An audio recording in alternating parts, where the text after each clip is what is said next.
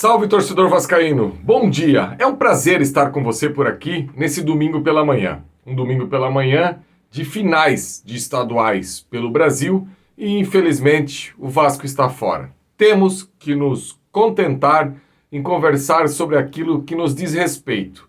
E ontem o Vasco teve aí o seu primeiro jogo-treino antes do início do Campeonato Brasileiro. E para eu trocar uma ideia com você, eu gostaria que você sentasse o dedão no like, compartilhe esse vídeo aqui para fazer chegar ao maior número de pessoas possíveis. E deixando claro que nesse domingo a gente chega aqui em nome da NIT Quantic, que é uma distribuidora de produtos naturais voltados para a qualidade de vida, promoção de saúde e beleza. Desde 2018, atuamos no mercado de produtos que buscam nos elementos da natureza a fonte para uma existência mais saudável e sustentável para o planeta. Nosso propósito é proporcionar a frequência em equilíbrio para viver da melhor maneira possível, com mais energia para atingir suas metas, felicidade para aproveitar intensamente os seus dias e autoconsciente para ficar em harmonia com você mesmo e o mundo à sua volta. Experimente os produtos da NIT Quantic. Entregamos em todo o Brasil, sempre mantendo nossa excelência em atendimento. Nossa prioridade é você. Galera, eu tenho certeza que você não vai se arrepender. Entre em contato aí com a galera da NIT Quantic através do WhatsApp 21 97 301 0885 ou então visite o site www.nitquantic.com.br. Torcedor, ontem o Vasco acabou fazendo aí o seu primeiro jogo-treino antes do início do Campeonato Brasileiro. E a gente já precisa falar sobre a escolha do adversário. Talvez pela comodidade, o Vasco não pegou ninguém da primeira prateleira do futebol brasileiro. E a gente vê pipocando aí amistosos entre equipes de Série A, equipes de Série B. Obviamente, aquelas equipes que não conseguiram o êxito e acabaram ficando fora das finais do estadual. E o Vasco pegou um aniversário doméstico, o Maricá. E aí acontece já o primeiro trauma do jogo-treino, porque todo jogo-treino sempre ele vai deixar traumas e sequelas. Isso é nítido na cabeça do torcedor. Sabe por que eu falo isso? No amistoso de ontem, se o Vasco tivesse atropelado o Maricá, o Vasco venceu por 4-2, né? Mas vamos fazer um exercício aqui. 5-0 para o Vasco. O primeiro comentário que todo mundo ia ver embaixo de qualquer postagem, também contra o Maricá. Então, isso é assim, isso é do torcedor. Agora, cabe quem está no comando saber interpretar o que esse jogo-treino trouxe de benefício para a equipe e o que ele trouxe daquilo que a gente já sabe que não dá certo nessa equipe do Vasco. O Vasco acabou vencendo por 4-2. O Vasco que teve na sua equipe titular, ou pelo menos a equipe que iniciou a atividade, algumas alterações em relação à equipe que veio jogando. Por exemplo, na linha defensiva, o Maurício Lemos chegou à titularidade. Lembrando que o Flávio falou isso já no News da última quinta-feira, que ele já havia a possibilidade e tinha informação do Maurício Lemos começar como titular. Então o Vasco saiu jogando com o Léo Jardim, PH, João Vitor, Maurício Lemos e o Piton. O meio de campo, Jair, ganhou a titularidade do Paulinho, ficou ao lado do Hugo Moura. E o técnico Carille acabou escalando um quarteto ofensivo, com o Nuno Moreira, o Garré, o Ryan e o Verrete. E nessa primeira parte da atividade, foram aí 4 tempos de 30 minutos, o Vasco perdeu por 2-1. E quem fez o gol do Vasco acabou sendo o Ryan. A disposição tática desses 4 jogadores lá na frente, a gente não tem ideia. Eu acredito que pela ausência do Coutinho, o Nuno acabou jogando pelo lado esquerdo, o Garré mais centralizado, com o Ryan pela direita e o Verrete lá na frente. O 4-2-3-1, que a gente sempre bate nessa tecla aqui. Ou talvez ele até fez um losango no meio do campo, com 2 atacantes, não sei, eu não vou falar sobre aquilo que a gente não tem a informação.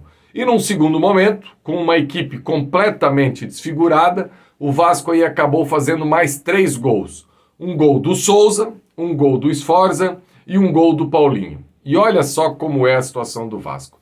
Desses 3 gols que eu citei agora, dois jogadores que praticamente não fazem mais planos da equipe do Vasco, o Sforza e o Souza. Aí eu pergunto para você, torcedor que está aí do outro lado, inclusive, num determinado momento da atividade, foi tirada uma foto aí divulgada pela Vasco TV e pelas redes sociais do Vasco, que a gente pôde observar aí o Souza, o Lucas Oliveira e o Lucas Freitas. Ou seja, ou o Souza não jogou de zagueiro, ou o Vasco até em algum momento esboçou aí uma escalação com 3 zagueiros, para fazer testes, que é o que um jogo treino pede. Só que eu pergunto para você, será que realmente vale a pena ficar fazendo testes com esses jogadores que está muito claro que não fazem mais parte dessa comissão técnica que está à frente do Vasco?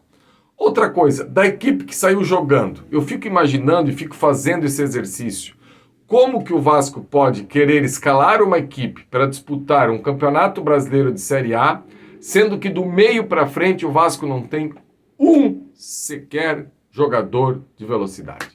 Sabe, são coisas assim que a gente acaba se tornando chato, acaba se tornando repetitivo.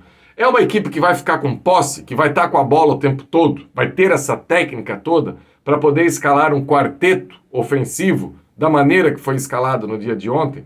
Lembrando que o Tietê ainda esteve fora da atividade, que o Coutinho, pro brasileiro, provavelmente sim, porque foi apenas um pequeno edema, mas os dias vão passando e a gente vê a estreia do brasileiro se aproximar e daqui a pouco, lá no dia 30 contra o Santos, a não ser que o Carille consiga uma revolução tática nessa equipe do Vasco, os problemas vão continuar cada um no mesmo lugar.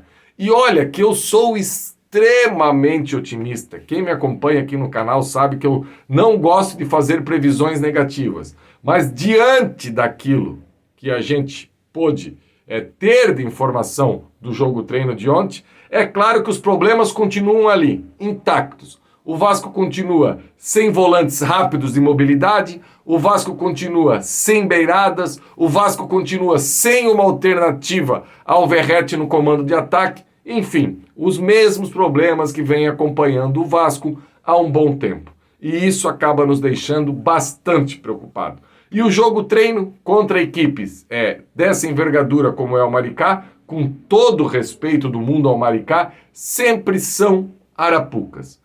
Venceu, não fez mais que obrigação. Venceu e goleou, como é o caso de 4-2, acabou levando 2 gols do Maricá. E se tivesse empatado ou perdido, aí é tragédia completa. Mas aí, como eu falo, eu não sou de interpretar o resultado. Como eu não tive acesso ao jogo, é só por escalação, eu só estou colocando aqui aquilo que eu imagino dessa escalação, que é mais do mesmo.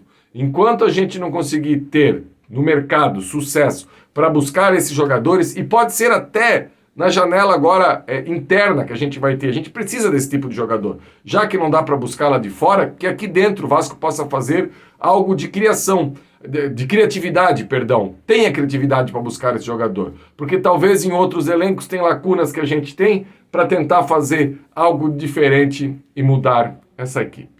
Beleza, torcedor? Essa foi a minha resenha hoje por aqui. Agradeço quem esteve conosco aí nesse domingo pela manhã. Senta o dedão no like, compartilhe nas suas redes sociais, que aqui no Atenção Vascaínos o torcedor sempre tem voz e tem vez. A gente se esbarra durante essa semana em toda a programação, tanto do Ave Mais como também do Atenção Vascaínos. Abraço, galera!